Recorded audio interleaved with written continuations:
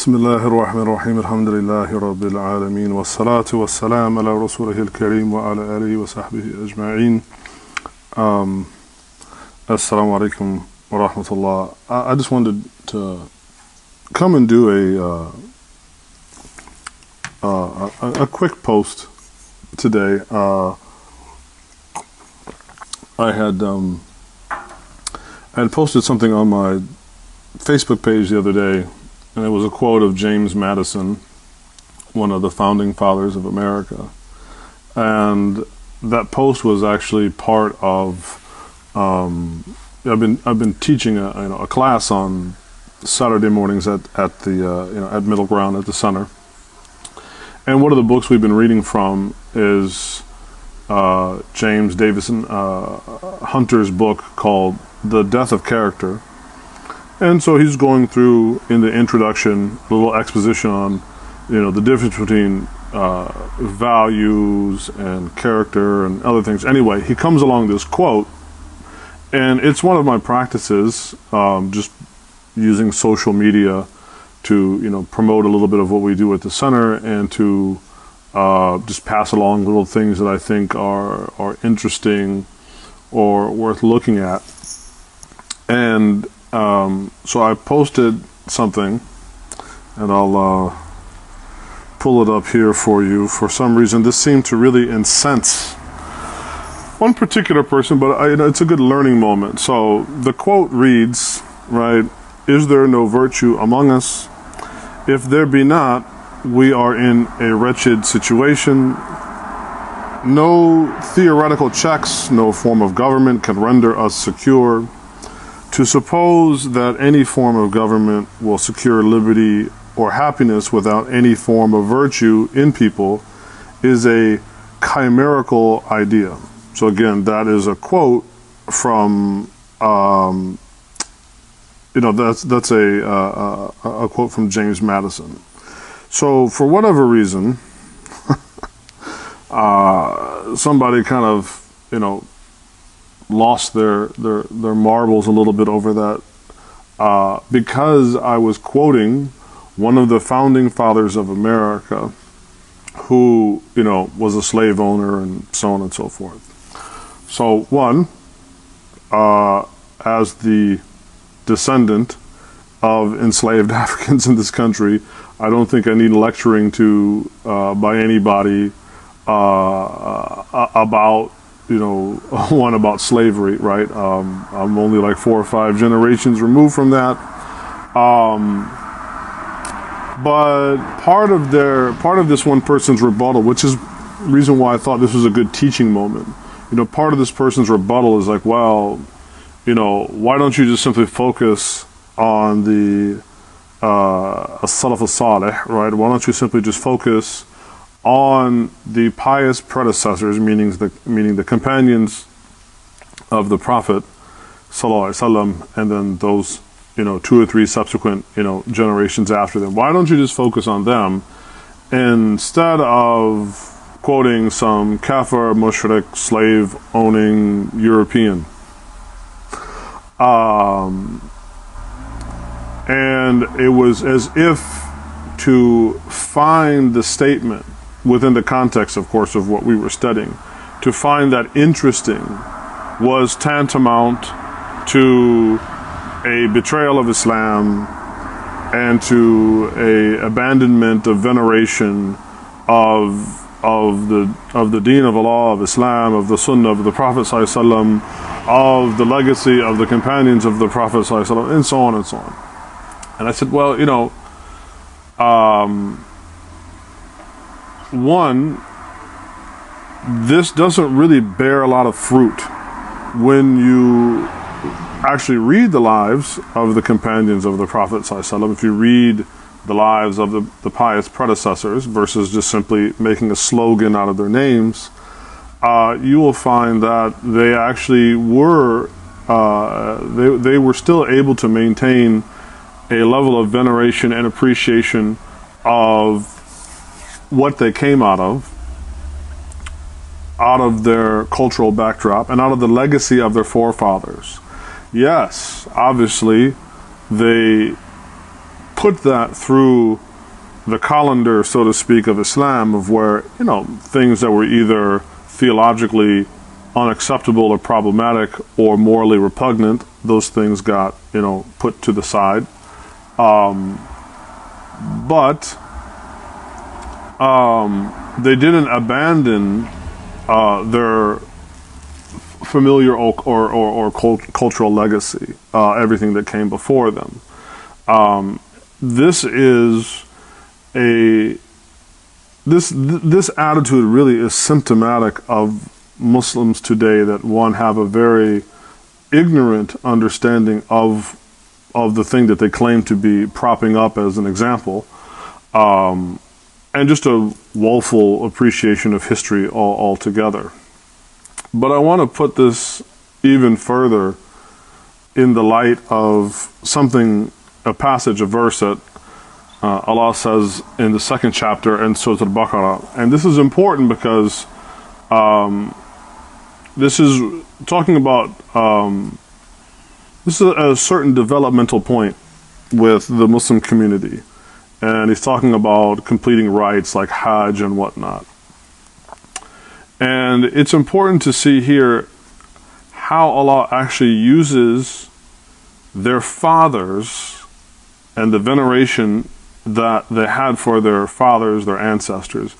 Allah uses this as actually a point of departure and as a reference point for people to actually take off from, to have appreciation and devotion to God. So the verse, again, is the 200th verse of the second chapter, 200th verse of Surah Al-Baqarah, Bismillahir-Rahmanir-Rahim, right, where Allah Ta'ala says, فَإِذَا قَضَيْتُمْ مَنَاسِكُكُمْ فَاذْكُرُوا اللَّهَ كَذِكْرُ آبَاءَكُمْ أَوْ أَشَدُّ ذِكْرًا. So Allah says, and when you have completed your rites, right, again, things like performing Umrah, Hajj, whatnot, right, فَاذْكُرُوا اللَّهَ, remember God, make mention of and remember God. And then here is the point of reference, right? كَذِكْرِكُمْ آبَاءَكُمْ, كَذِكْرِكُمْ آبَاءَكُمْ, as that you would make veneration, right? Make mention of Allah, make veneration of Allah, make appreciation of Allah, of God. And then the point of reference is in the same way that you used to make mention and make veneration and extol the virtues of your forefathers. Even though, I mean, again, remember, this is at the time of revelation.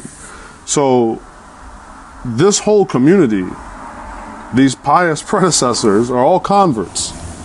So none of their family, right, none of their family has any lineage of Islam.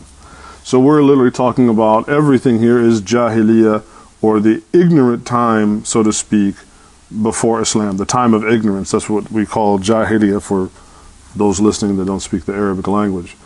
So the point of reference that Allah uses here for them is, you know, فَذْكُرُوا اللَّهَ كَذِكْرِكُمْ آبَاءَكُمْ, make mention of Allah, devote yourself to Allah, have remembrance of God in the way that you would do with your forefathers. And then even then it says أَوْ أَشَدُّ ذِكْرًا, or do more than that, right? But the point being is that the jumping off point is the culture that they came out of.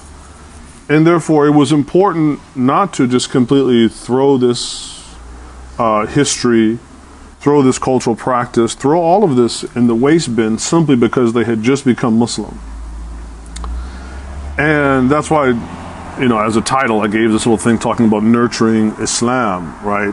And the importance of understanding history is that if we want to nurture Islam in the West, or particularly in America, because that's where I live, right? If we want to nurture Islam in America, then similarly, we cannot just simply ask people to decapitate the history that they come from, because, you know, to use such a violent term, that's really what it is. And this kind of rhetoric is ignorant, woefully just woefully irresponsible and even detrimental to the propagation and the healthy development of Muslims, in America, if they are told, particularly either by people from some other foreign place or people who have romantic and nostalgic and ahistorical understandings of Islam and history, then they're really going to actually fundamentally undermine what Allah is actually doing. I mean, I reflect a lot on the nature of how Islam came to America. That it came to America, really through two tracks. It came through, obviously, the slaves that were brought to America from West Africa, and then, of course, centuries later on, through immigration. And, of course, if America, for right or wrong, hadn't abused all of those Africans and their descendants and stolen the land from the indigenous people, which is certainly what they did. I'm always saying that I'm not really interested in any kind of kumbaya or, and I'm not interested in people out there marching in the street. Only thing is, if you really want to be an ally of African Americans and indigenous Americans, then talk to your representatives. Talk to your senators and your Congress people about getting their reparations. I want my reparations check.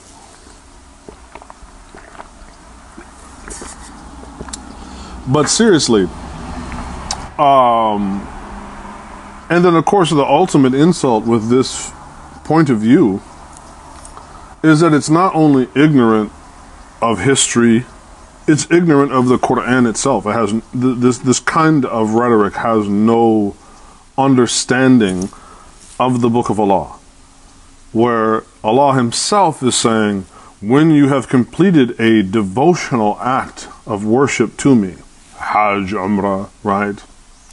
فَإِذَا قَضَيْتُمْ مَنَاسِكُكُمْ, right?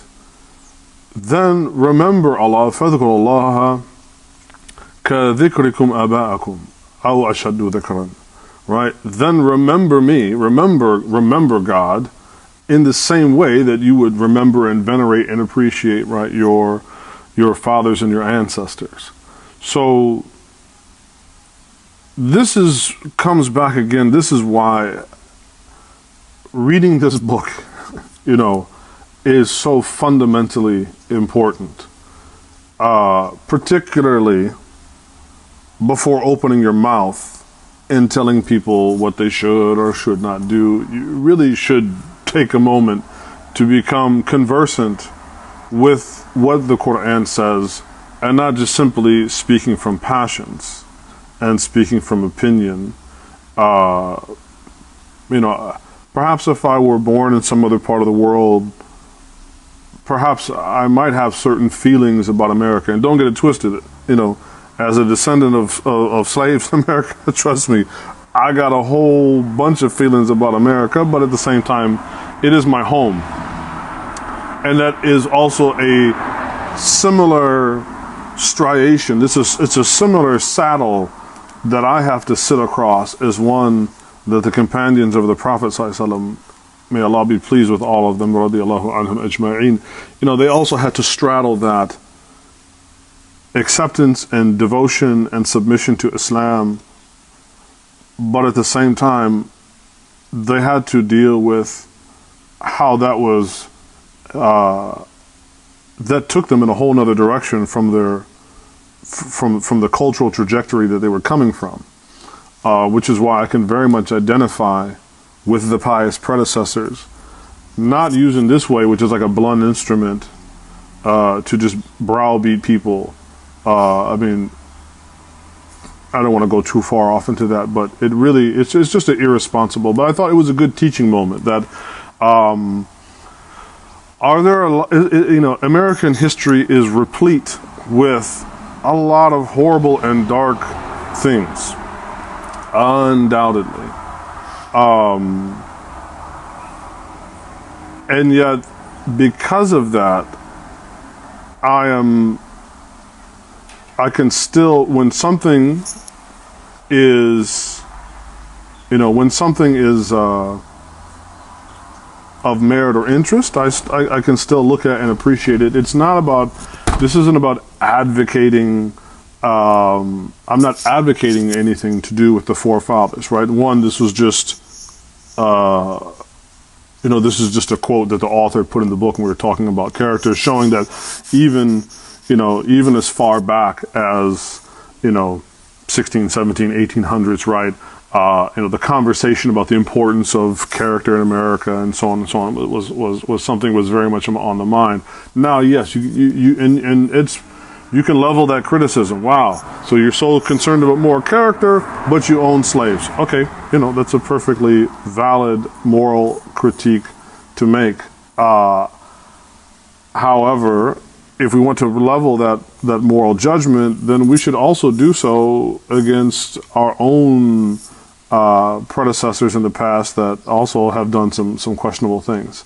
But more importantly, over all of this is that when it comes to the development of a new community, right? When it comes to a Muslim community that's still kind of in its progenitive form, or it's still in its genesis form, that's still emerging, right? That culture, we have to be careful to the extent that we demonize culture, because it is an important reference, even if at some point we go beyond it, as Allah says, "Aw ashaddu dhikran," right? Which is kind of like the hope, at some point, Allah wants us to venerate Him even more than the way we would venerate our forefathers, right? But everybody has to start, right, from somewhere.